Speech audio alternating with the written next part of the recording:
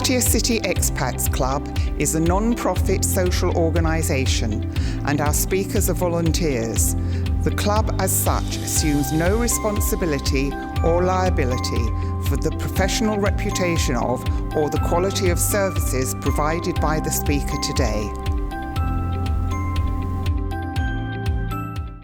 Today, I feel very lucky that our tech guru, Brad, is giving a talk on AI. AI is an inescapable part of our and the planet's future, okay? And it is quite fun to use, and it can help you to be productive, and a lot of it's currently free and stuff. So for instance, you can come and have a look at the cover of my novel that came out a few weeks ago, and the face on that is actually done by AI, artificial intelligence. It's done, and I put in that I wanted, everybody know who Lupita Nyong'o is? Gorgeous black actress, and she was in 12 Years a Slave, etc. Really wonderful actress. And so I said, I want Lupita Nyong'o's 20-year-old sister working in a coffee shop in Los Angeles. And this was the 4th instantiation of her face, and I think it's absolutely sensational. So it is amazing what it can do to assist you in what you want to do, but you're going to know a hell of a lot more about all that after Brad gives his talk. So, artificial intelligence. We hear a lot about that in the news these days. By show of hands, how many people know what artificial intelligence is? Half no? Okay, so everybody keep your hands up, because I got another question for you. How many of you have a tech or a computer background? Keep your hands up if you do. Okay, how many of you know, the remaining hands, how many of you know how to write a computer program? Okay, we got 3. Ren, can you hop over to the 3 people? Because I'm going to ask them specifically the question. What is AI? In 10 words or less. I have an answer. It's a computer program that is able to generate other computer programs. True, but incomplete. We have somebody over here. Wait. I would like to say that it doesn't write program, but it can write any content, like program, text, video content. That's closer. And we had somebody back there that had their... Oh.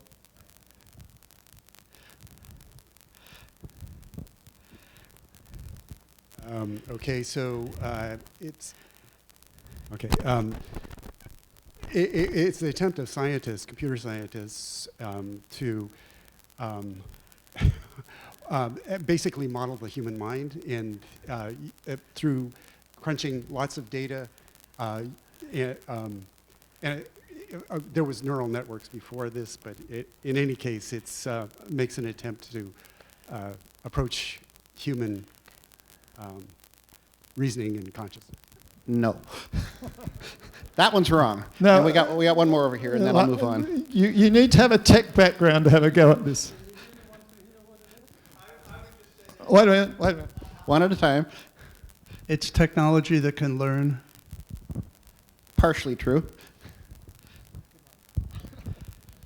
It is a digital application on a computer that tries to simulate human thinking and human intelligence, which is an analog process. The first description of it is from Martin Minsky in 1969. Okay, that's not exactly right either. I'm going to simplify it a lot. Not exactly wrong either. No, they're all close, but nobody actually nailed it. This is what it is. It's an algorithm. How many of you know what an algorithm is? Okay, a little less than half. So let me show you what an algorithm is. Come on. Okay, so an algorithm takes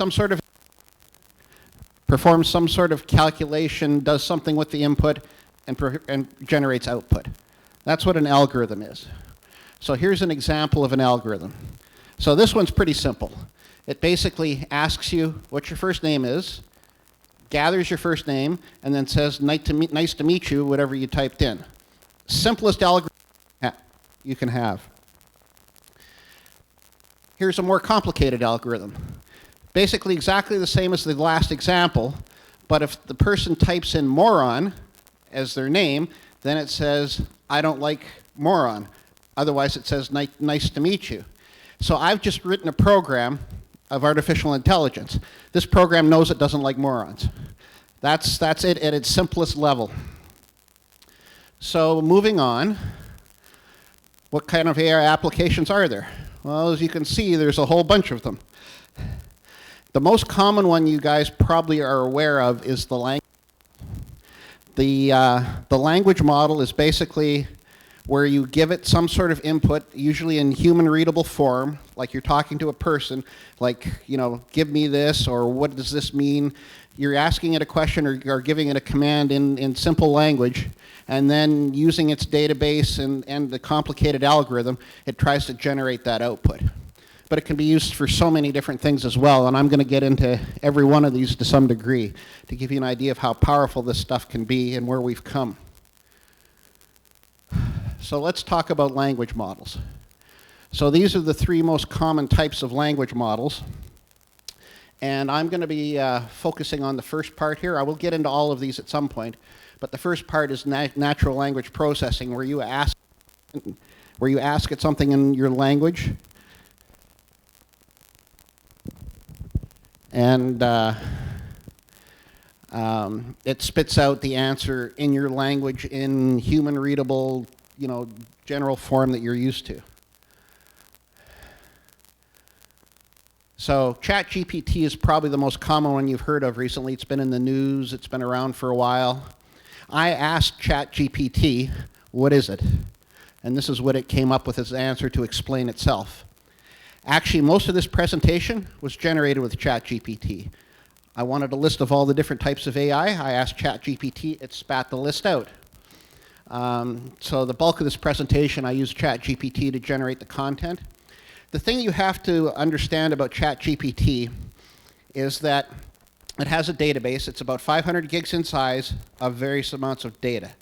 And when you ask it to do anything, it will use that bulk of information to generate the answer.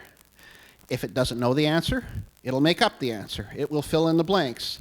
There was actually a case of that where somebody used ChatGPT to generate a court briefing, and the briefing cited two specific precedents. It got submitted to the courts, and it was later found out that that stuff was made up. It didn't actually exist, and I'm not sure if those lawyers are still lawyers after that. So you have to check everything that comes out, because if it doesn't know, it'll make it up. The other interesting thing with the ChatGPT database is the database is very left-leaning.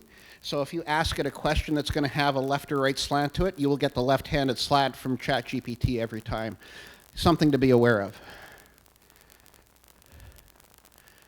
So then, how many of you know where this comes from? What is the meaning of life, the universe, and everything else? How many people in the room know the significance of that question? Okay, so I posted that question to ChatGPT. Here's what it came up with. So it knows about Hitchhiker's Guide to the Galaxy, and it knows the reference to where it came from. So that's what it spat out. But it wasn't done there. Next, it came up with, you know, a definition of the question. And then it came up with more detail. So it's basically telling me what I want to hear based on the information that it's got to gather on to compose this. And even more. I wanted the number 42. It gave me a lot more than I asked for, but I didn't qualify that. I didn't tell it to limit its scope of its answer. So, next I said, write a bio for our esteemed speaker coordinator. And I said, don't use any data you have on Ren that might be in your database. So this is what it spat out for a bio. Now you can see that this is pretty generic. You could probably take anybody in this room and this bio would apply to them. There's nothing really unique or special about what it came up with. So then I gave it a little bit more information. I said, Red has a PhD, an author, and is from Australia living in Thailand. and it spat out a bio, and now it's customized it quite a bit, and it used all that information to tweak the bio. And then I thought, and this is a good party game, have it write your buddy's obituary. So I had it write Ren's obituary. And this is what it came up with. Now, I didn't specify the date or the age of Ren, so it left those two fields blank, but it basically filled in everything else using all the information that it had up to that point within the session. So you can have lots of fun with this. It's you know, writing bios and obituaries for people at a party is hilarious, especially when you start feeding it wrong information. Some of the stuff you come up with is hilarious because it'll just keep inventing stuff.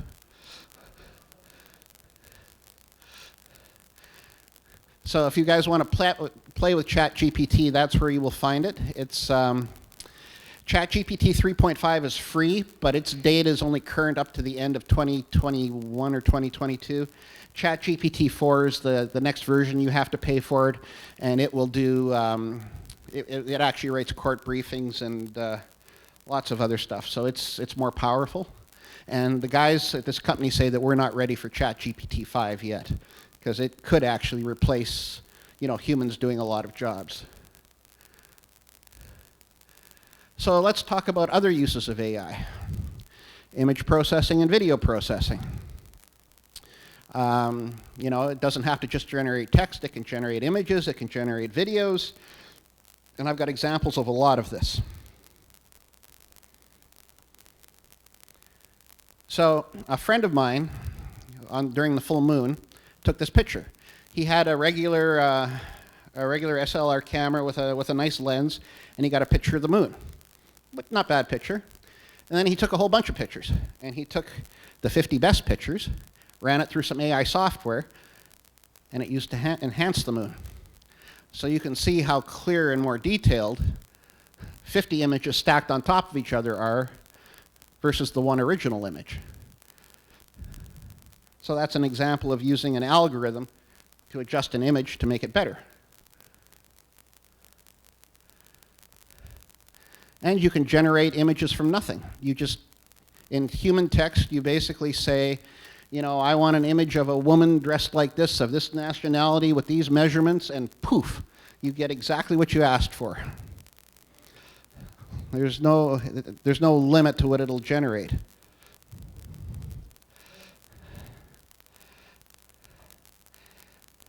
And there's a couple of ads that popped up in my Facebook feed for tools that do this. Now, how many of you know what the acronym NSFW stands for? Anybody know what that refers to? We got a couple, we got 3, 4. It basically stands for not safe for wife. It means don't show this stuff to your wife. Now, this particular person posts on Facebook 3 or 4 pictures a day wearing various outfits in various scenes all over the world. All of these are AI generated. There's no way you could generate this many different photos continuously.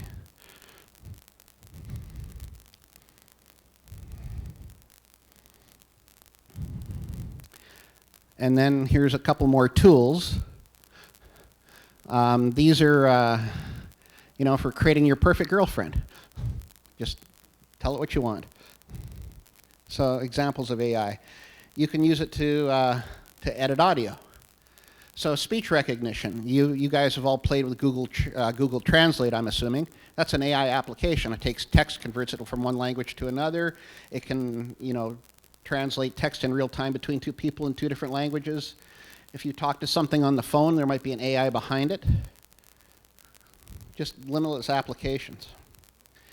And a generative model, basically what this does is it takes what you tell it you want to create, and it makes it from nothing. Using examples of what it has in its database, it just builds what you ask for as close as it can get to whatever you ask for. Which brings us to the topic of deep fakes, which actually utilizes all of that. How many people know what a deep fake is? Okay, we got a handful of hands. It's basically generating something that doesn't exist.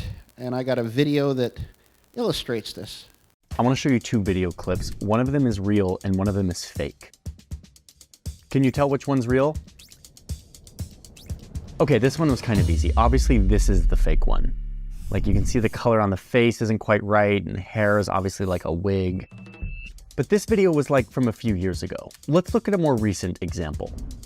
Look at these two clips. One of them is real and one of them is fake. Can you tell which one it is? Okay, what about these? Or these? Which one of these is fake and which one of these is real? Maybe you're some wizard and you could tell, but I couldn't. And my guess is that most people can't. That's because things have changed. I've never seen it quite like this. This technology is spreading rapidly. It's really extraordinary. Mind-blowing. Deep fakes. Deep fakes. Deep Tom Cruise was a tipping point for deep fakes. It's all real. In the last few years, we've crossed a threshold into a world where moving images are manipulated in ways that make them indistinguishable from reality. This is our new world.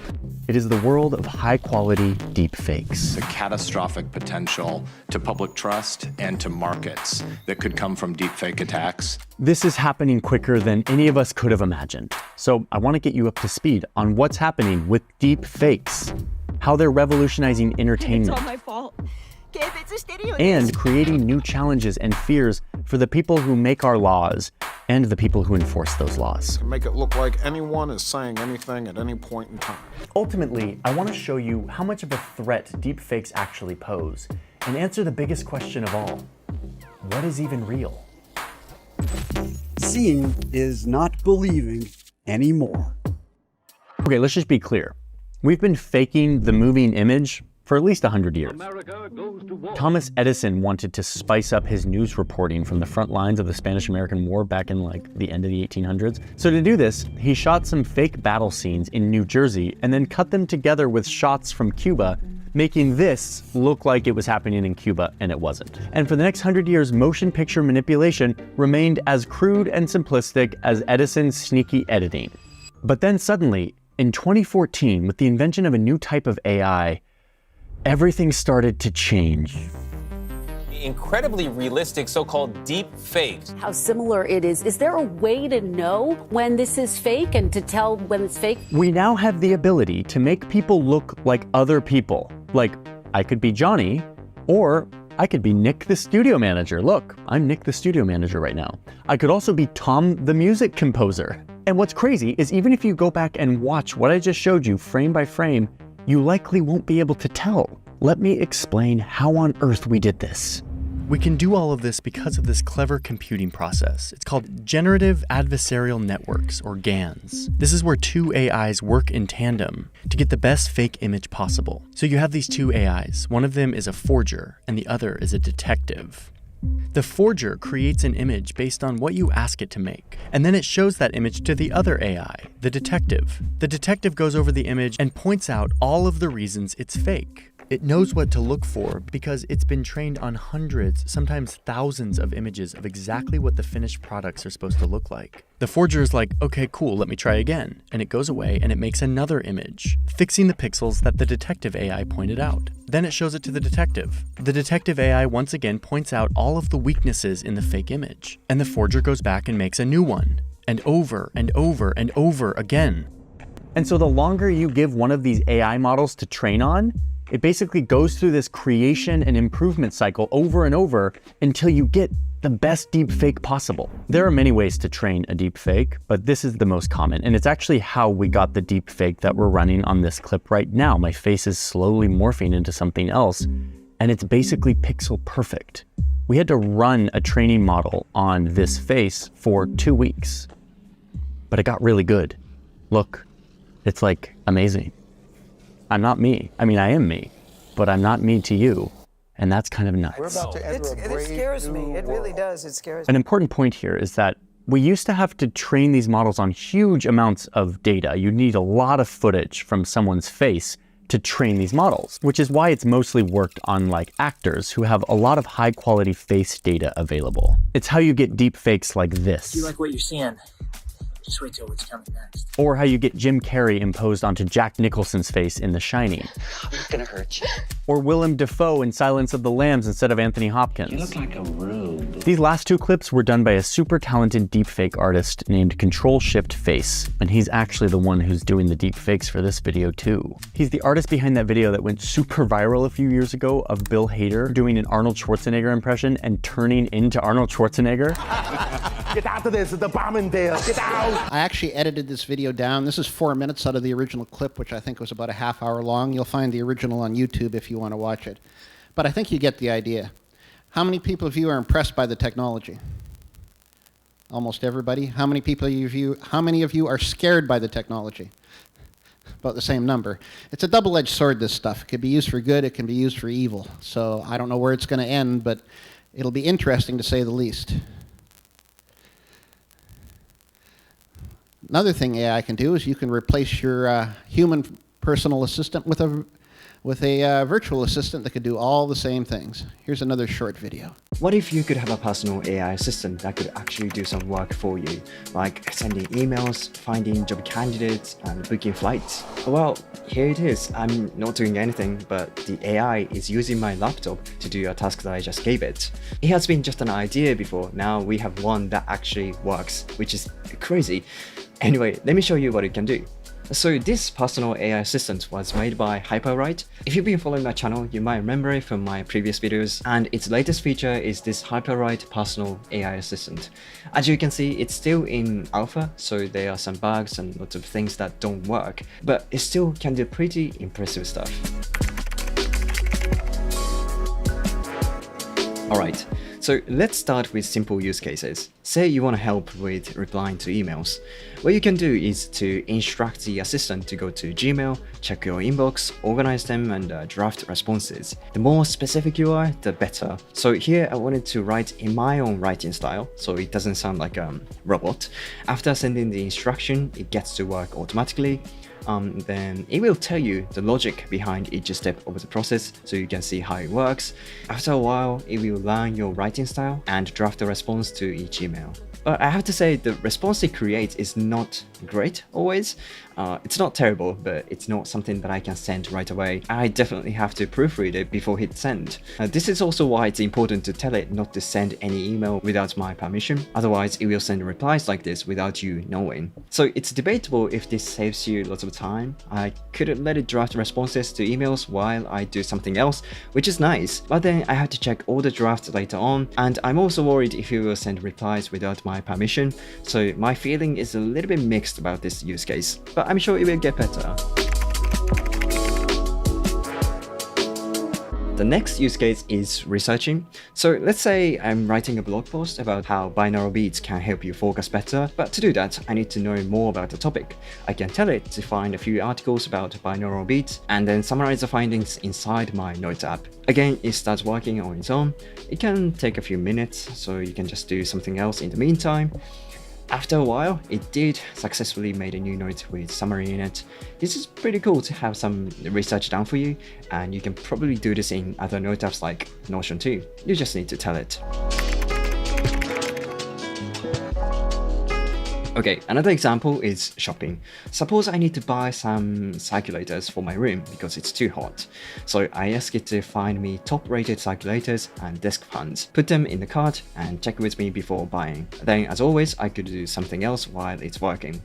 A few minutes later, it completed the task, and I just need to see what it found to see if I actually want them. If all looks good, I can just confirm the order. Hiring people is time-consuming, but you could ask the assistant to find you some top candidates for a job. For instance, I actually want to hire someone to edit my videos for me, so I can ask it to list up a few people who are good at editing videos with links to their profiles in my Note app. This way I can just look through them and pick the one I want to talk to later.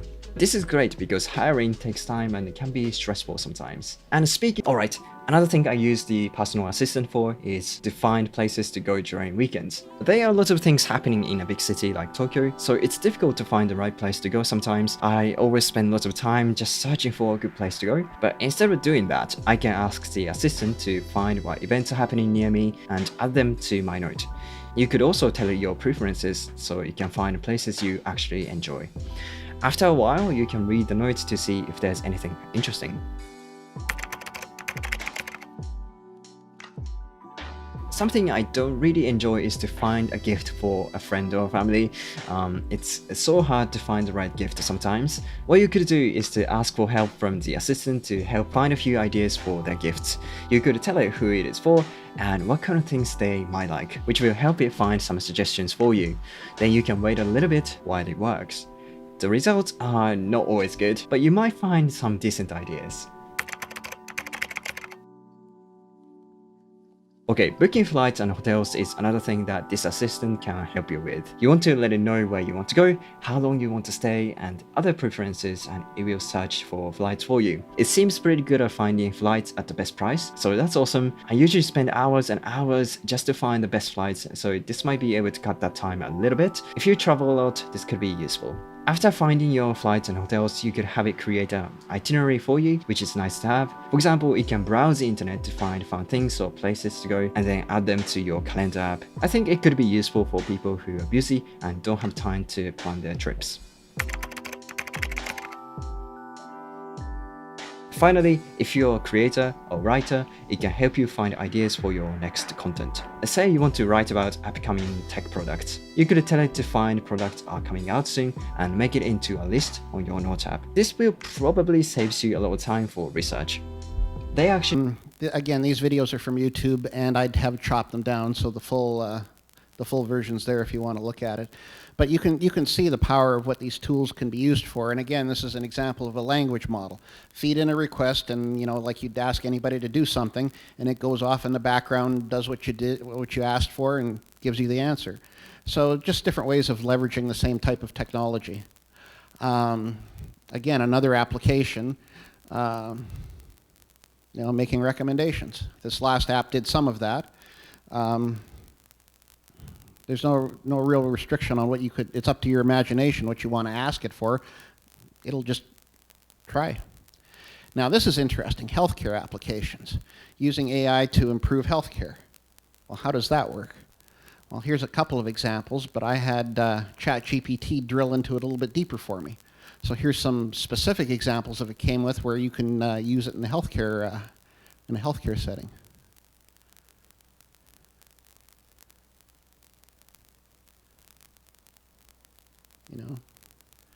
Drug development. I need a new drug for this. It's got a list of all the other drugs that are out there. Come up with a new molecule that'll do what I want. Let it do all the work, and then you just have to test it.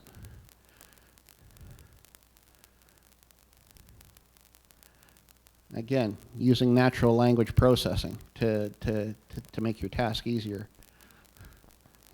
Operate on you.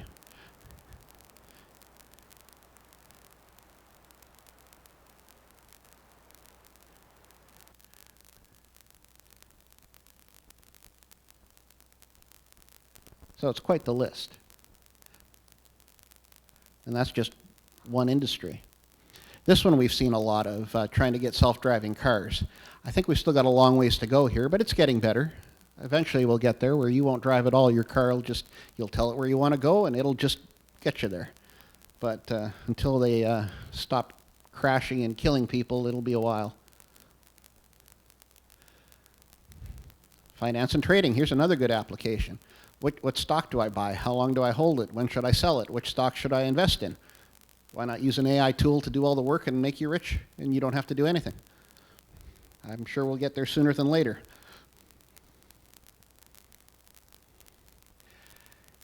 Interesting one. If you've ever played a game, how many people here know what an NPC is? Okay. If you're playing a computer game, you're you making whatever move, doing whatever you want. Well, what if there's computer characters in there making similar moves playing against you? NPCs are non-player characters. It's basically a computer as a character that you're competing against, fighting against. It's basically your opponent or multiple opponents. So how far back do you think this particular type of AI technology goes? Any guesses? 30 years is pretty close. The first real good example was the game of chess. You guys probably all remember this. 1997, first time a computer beat a chess master. So this is an example of AI, and it's back 30 years ago. Or did you want an AI girlfriend?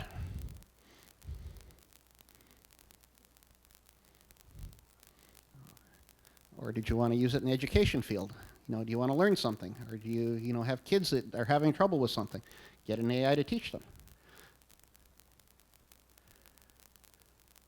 Robotics, we've seen a lot of this, getting robots to do tasks that instead of humans, get robots to look like people. Here's another video clip that just shows what we can do. You might have seen a video doing the rounds of a grey robot that looks ultra lifelike. Is it real? Is it fake? Well, at CES 2022, Amica the robot was on show, and let me tell you, the experience of interviewing this robot was very uncanny. So Morgan, tell me, you've got Amica there next to you. This is a very lifelike robot. Why would you design a robot that looks so human? Yeah, well, the main use case for a humanoid robot right now is for entertainment, is for communication, and is for interaction with other people. Amica is the pinnacle of what we can do, but it's still not exactly like a human.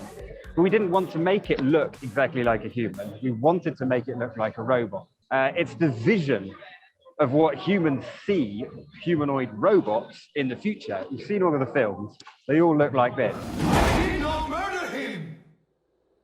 So we designed something around what we see, we envisage robots, humanoid robots to be in the future. Are you expecting in, say, 10, 20 years from now that we could see Amica robots walking, running, dancing, climbing? Are they going to start looking like Boston Dynamics robots that can run across a field at speed? I'm asking, and also almost afraid of the answer here. So this is why we created the artificial body. And the artificial body is a human-like form that everyone can relate to and everyone can interact with without having to look through a user manual. So what kind of level of artificial intelligence have you baked in terms of the communication capabilities and Amica understanding and responding, even speaking to you? So there's some artificial intelligence, and most of the artificial intelligence at the minute that is on Amica is revolving around the vision system. So Amica does actually have a camera in each of its eyes, so it can see what's going on. So it can detect people, it can track their face, it can detect other objects, such as my finger. It can follow my finger around, I can wave at it, and then it can see it move backwards then. How do you think humans respond to something when it's a bit like them, but it's still got that uncanny element? What we found was when you try and make it look ultra-lifelike, to our other Mesmer line, it looks a bit more sinister because it's right in the uncanny valley. But actually, when we created Amica, we pulled it backwards out of the uncanny valley because it looks less human, because it's plastic, because it's metal, and because it's of grey skin. It's suddenly, people seem to respond to that quite positively, and people like this much more than they liked the ultra-realistic robots that we also do. When you're demoing Amica, what are some of your favorite things to do to kind of show the power of that interaction and just how impressive those lifelike features are?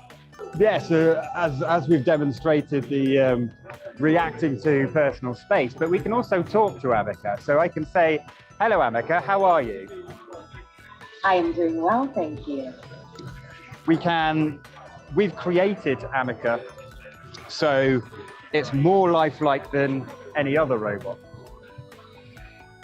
The shoulder movements are just like human movements. You have movements in the center as well as out at the shoulder. And that actually means that instead of hitting me, Amica can move a hand all the way up to the side of her head. I'm interested to know maybe how the robot is finding Vegas or CES. How are you finding Las Vegas and CES? Well, as a robot, I actually don't feel anything at all. But if I did feel, I would feel happy to be here. Thank you for the interview. Anytime. So it gives you an idea of where we're headed. This video is about half hour long. If you wanted to watch the whole version of it on YouTube, I sliced it up pretty good to get it down to about 4 minutes. It's not to bore you guys to death watching videos. Does anybody see applications in their lives for something like this once they get the technology perfected? Show of hands.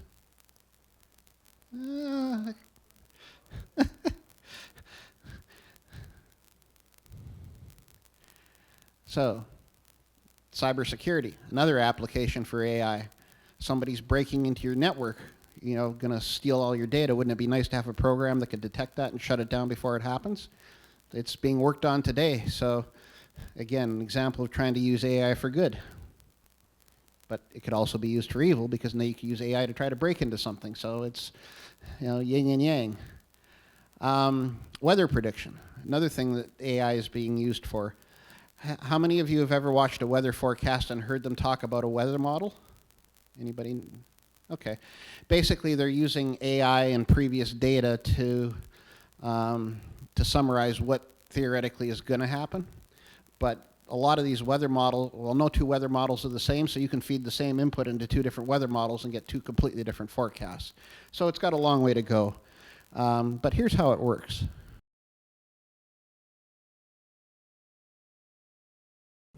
Here at the University of Miami, we lead a large effort to improve subseasonal and seasonal forecasts that NOAA issues out to the public. And so we're the scientific lead for a new product that came online as an operational product within NOAA in 2016. And it's bringing together the resources of the University of Miami and a lot of other institutions to produce the best possible forecast for, say, rainfall over North America 6 months from today or even a year from today. You know, in terms of weather and climate, everything is global. We're doing innovative modeling in terms of how well do we represent the ocean.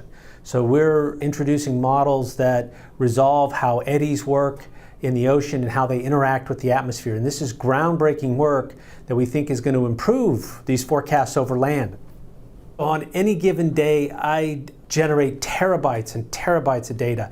And looking at these forecasts, both the low resolution stuff, the high resolution stuff, it's a big data problem. And we need high performance computing and techniques and tools to try to figure out and mine that data for all the information we can get. And so we're working to develop techniques to how to mine that data for the most useful information. And these are big challenges and require big computing.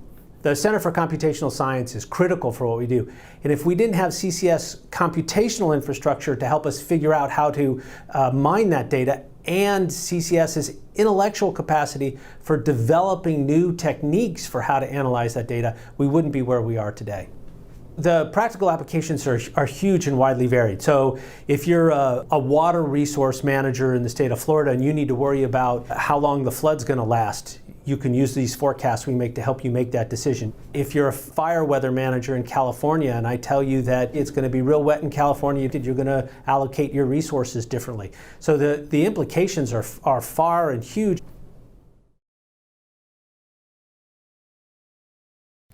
Okay, so using AI technology to predict the weather. There's, the applications are limitless, really. I have one more weather video, and I think that's my last example. Right, good afternoon, everybody. Welcome to the national weather. All of us, no doubt, hoping for a warm weekend. I'm afraid we're going to not get a very dry weekend, particularly those of us concerned about weather over Old Trafford for the remainder of the cricket. I'll probably stick to being an AI minister rather than a weather presenter, but it was fascinating to see weather forecasting behind the scenes at the Met Office. Vast quantities of data from across the world are run through powerful simulations to estimate future conditions. And this requires huge supercomputers running throughout the day. Machine learning technology is a powerful new tool for the Met Office. By using data of past conditions, AI can make predictions which meteorologists can compare to their simulations to forecast with greater accuracy. This is a really exciting time at the Met Office, and we're looking for opportunities to deploy AI right across our value chain, right from observations through to delivering products and services to help society, companies, policymakers make decisions about the weather and climate. At a larger scale, AI can help to predict global events like rising sea temperatures, helping scientists and governments understand and tackle climate change. Or indeed in the north of Scotland, in which case you'll have a much drier and more agreeable day. Excellent. That was impressive. That was impressive. Yeah.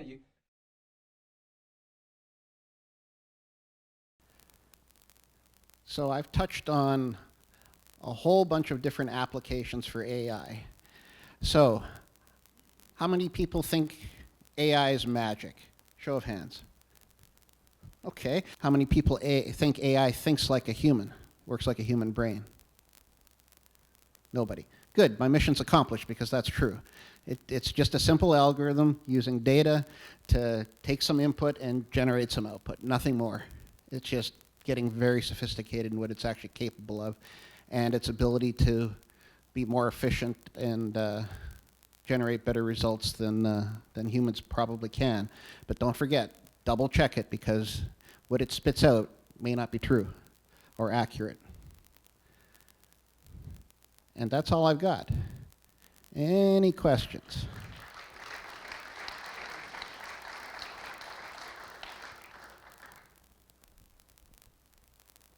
That was fantastic. Thank you, Brad. You're welcome. Who's inspired to try out ChatGPT and give it a bit of a go and see what it generates? By the way, my image on my book was generated at Image to Go. It's IMG to the numeral go. So try it out and see what images you can generate, right? All right, quite a few questions and answers already.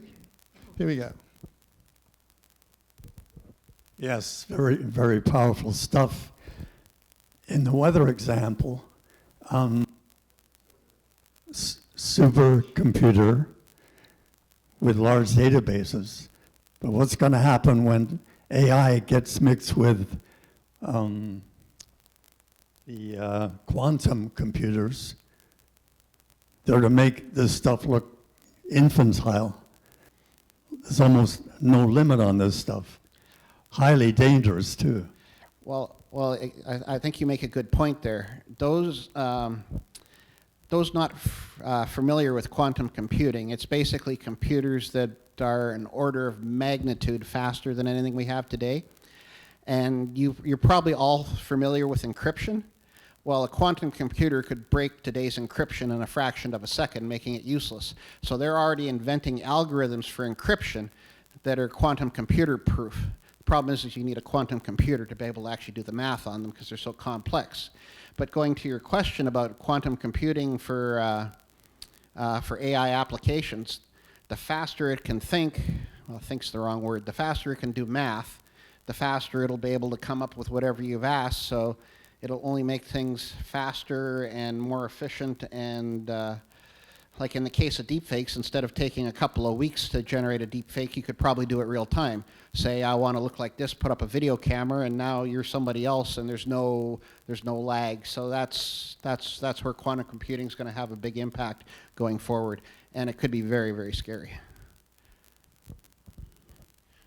You asked earlier how many of us are afraid or concerned. I think you used the word afraid of this information.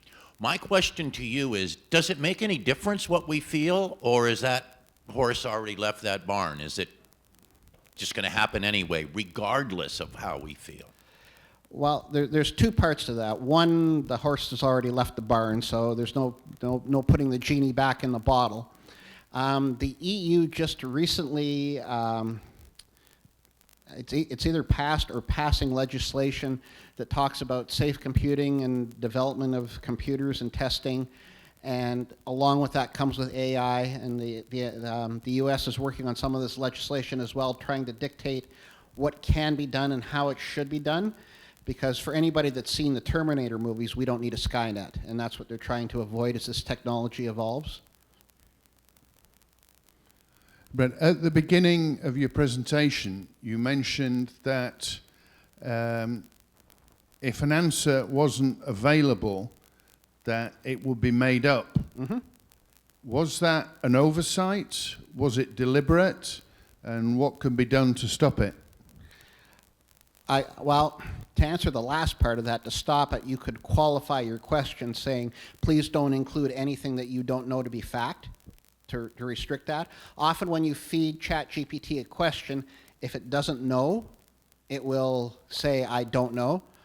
Like you can feed it a question, it'll give you an answer, and if you look at it and you go, well, this is obviously wrong or not true, you tell it it's made a mistake and point out its error, it will immediately apologize and then spit out something else. And as you keep correcting it, it keeps trying to find the right answer for you, and eventually gets to the point where it says, I don't know, go consult a different source.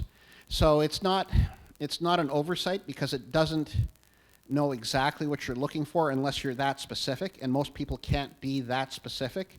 So it will generate what it thinks you want based on what you fed in and the information it has available to compile the answer. So you can keep getting more specific and more specific as you drill down, and it will either give you the answer you want at the end or it will tell you it can't. But you have to push it. Do you think this will simply make people more skeptical of what they see or read? Yeah, I think we're already there, so probably not, because I don't think we can get more skeptical than we are today. But yeah, you can't believe anything you see or read anymore because it's hard to vet stuff these days, and there's so much false information out there. I don't think it can get any worse, but who knows? They might invent a new category of AI that I'm not familiar with to come up with some new way to fool us. I don't know. Yeah, I was a computer systems professor at the University of Miami back in the 90s when it was very primitive, and I developed an application where we could recognize you through your rhythm of your typing. Basically, we could identify anybody. Everybody has a unique typing rhythm. Mm-hmm. And I contacted the Pentagon, and they basically laughed at me and said, we've got stuff better than that already. So, and today we know they have autonomous drones that can recognize faces of suspected terrorists and just basically ask you, do I have permission to kill the guy? So, yeah, you should be afraid of it. Sometimes they don't even ask permission. They just, if you find somebody on the list, just take them out. No authorization required. So yeah. With that in mind, how much of AI and robotics do you think is being driven by the military? Well, I don't think anybody would ever know the answer to that question because they're going to keep whatever technology they have hush hush. But I would suspect that they've got some pretty advanced stuff that won't see the light of day for decades that they're using today. But I don't know. You could always ask AI that question. But it probably wouldn't know, and if it did, they would probably have something in there preventing it from giving you the answer. For a long time now, the social media programs have been collecting our data, and the phone is always listening even when it seems to be off. And all of our financial data is being collected, and everything we type in on our web browsers is all collected. Is there any way that we can see what information there is using ChatGPT or anything like that to see? I mean, because I just guess I'm concerned how much convergence there is between all of these data collection things that are happening, and whether or not we can have any kind of concept of how much there is, and if we can see what there is. Yes and no. If you look at Google, it's basically an AI. You type in what you want it to search for, it spits out an answer. But it uses your search history and any other information it has in the database to personalize those results as to give you the most accurate information that it thinks you're looking for. So it's another AI algorithm. If you take a look at Facebook, you get Facebook ads. Those ads are generated based on information it has about you to try to get you to buy whatever they want to sell because you're the most likely candidate to buy this product based on the information it has. And it might be a Google search. You might do a Google search for something you never search on, and suddenly on Facebook you're getting ads for products that fall into the same category. So it's all interconnected. One of the things you can do with Google is if you go into your My Account for Google, there's a section there where you can see all your settings, your privacy settings, your personal information, and there's an option at the bottom where you can actually download all the data that Google has on you personally, and you can see it, and there is an option to delete it. So you could delete it to that point in time, but it's not going to stop you from them from collecting it from that point forward. As far as your phones go, there are things you can do. The microphone may or may not be listening. There's no way to prove that. The phone uses its GPS to track where you are at all times. There's a setting in the phone, you can turn that off if you don't want it to track you, but then that breaks things like Google Maps and some of the other stuff. So it's a trade-off. It's how much of your privacy and personal information do you want to give up for convenience? And that's a personal choice, but they're going to leverage whatever they've got and basically use it against you to make money. That's the whole point. So. Right, hello. Which kind of graphic cards are used for training this language models? Is it like NVIDIA's or? I'm not sure what back-end hardware they're using, and it's probably going to be clusters of computers. But the database for ChatGPT is pretty small. It's only 500 gigs of data. So the training database for ChatGPT is very tiny. All the good stuff comes in the algorithm and how it analyzes that data to process the results. So. Yeah. I did try to ask ChatGPT some questions about itself because it's got some knowledge of what makes it, and I was able to get some answers, and I know the best answer I could get to answer your question is it's clusters of computers all around the world that are driving the ChatGPT engine. That's right. But I think US have banned exports, right, to China for some technologies, like I think NVIDIA graphic cards is one of them that they cannot really get hold of. Yeah, again, I don't know exactly what technology they're using. Yeah. The reason video cards are popular for this and for crypto mining is that the ASIC chip that does the math is very efficient at certain types of calculations.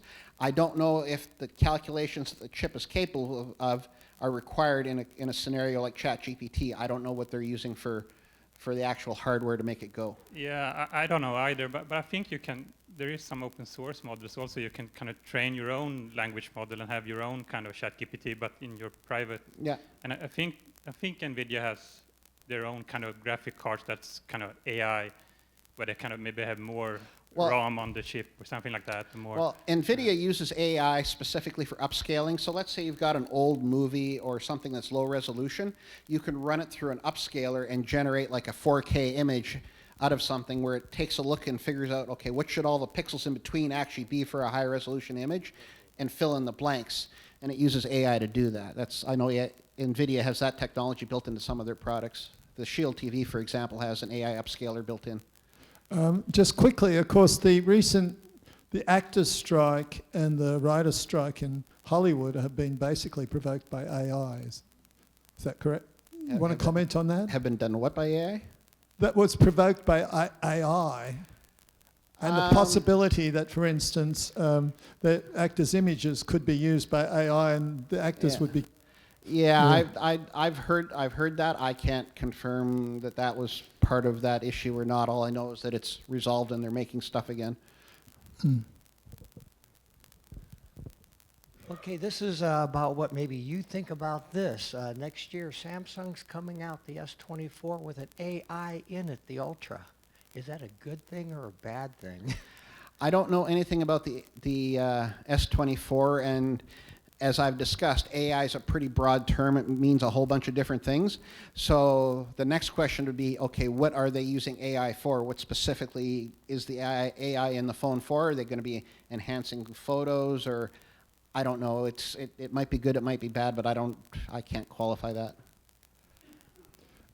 Just wanted to say something about deep fakes.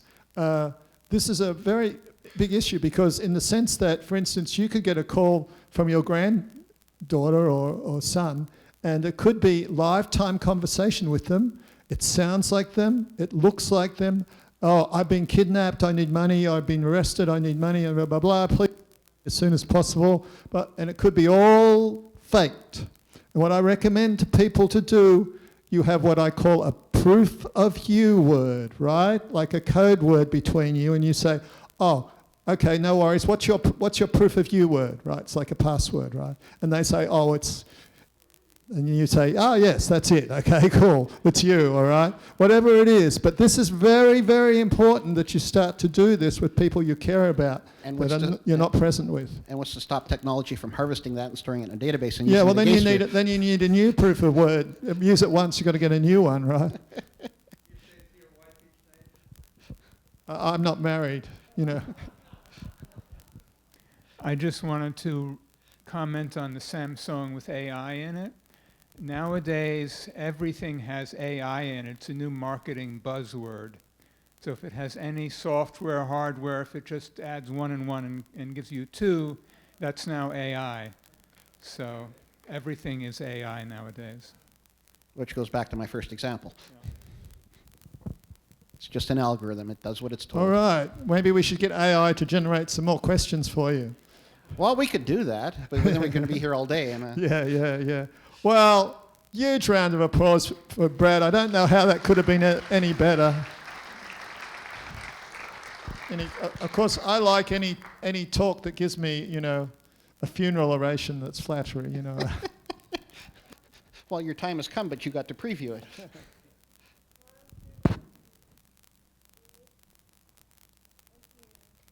Thanks again, Brad. That was fantastic, mate. Thank you so much.